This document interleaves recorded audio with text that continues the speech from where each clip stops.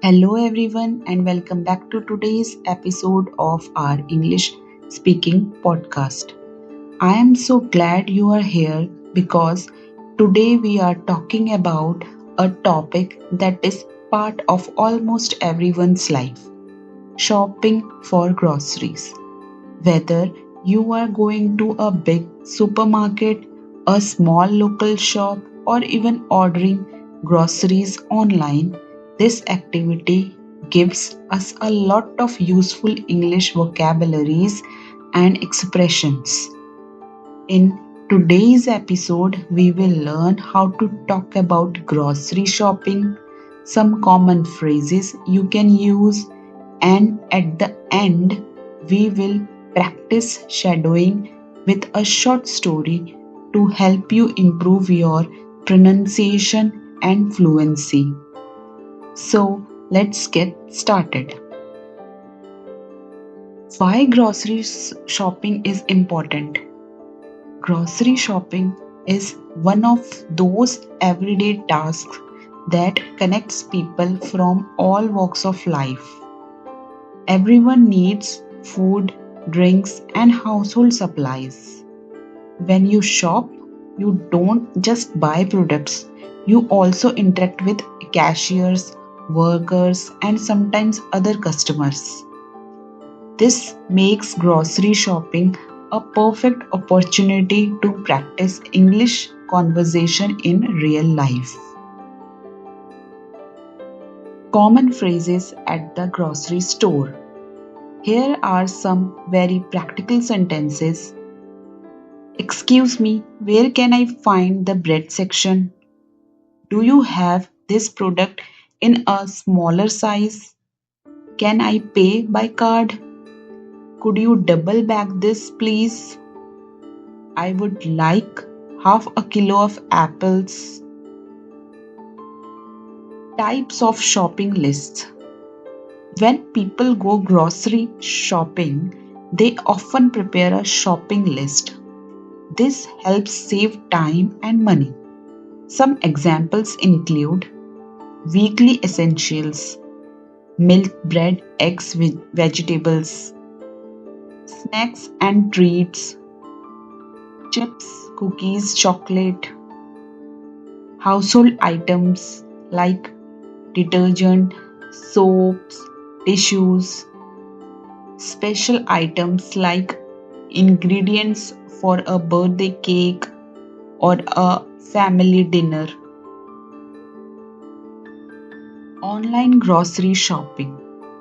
Nowadays, many people use apps or websites to order groceries. Useful phrases for this include add to cart, proceed to checkout, home delivery or pickup service, out of stock when the product is not available. Cultural differences in grocery shopping. In some countries, people shop daily at local markets. In others, they do one big shopping trip per week.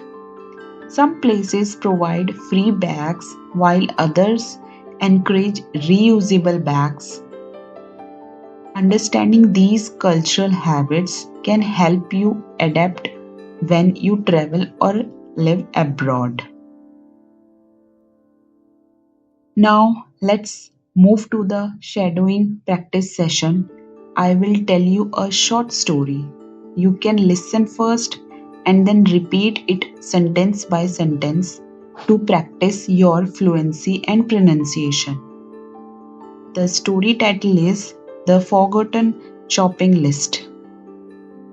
Last Saturday, Anna went to the supermarket. She had planned to buy many things, but she forgot her shopping list at home. When she entered the store, she grabbed a cart and started walking through. In the fruit section, she picked up some bananas and apples. She wasn't sure if she needed oranges, so she left them behind. In the dairy section, she grabbed milk, cheese, and yogurt. She remembered that her brother loves chocolate, so she added a bar of chocolate too.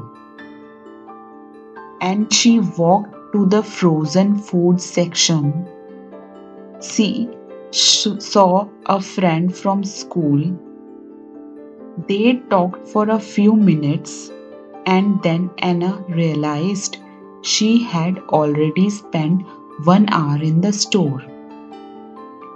At the checkout counter, the cashier smiled and asked, "Do you need a bag?"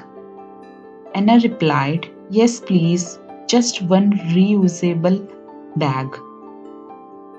When she got home, she was happy with her groceries. But then she looked at the table and saw the list she had forgotten. On the top of the list was the word rice, and of course, she had forgotten to buy it.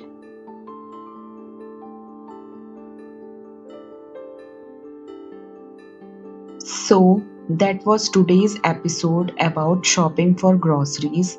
We learned useful vocabulary, practical phrases, and explored how shopping habits can be different in various cultures. Then we practice a short story for shadowing to improve speaking skills. Remember, you can listen to the story again and repeat it as many times as you want. The more you practice, the more natural your English will sound. Next time you go to grocery shopping, try using some of the words and sentences we discussed today. Thank you so much for listening, and I will see you in the next episode. Until then, keep learning, keep practicing, and keep speaking English.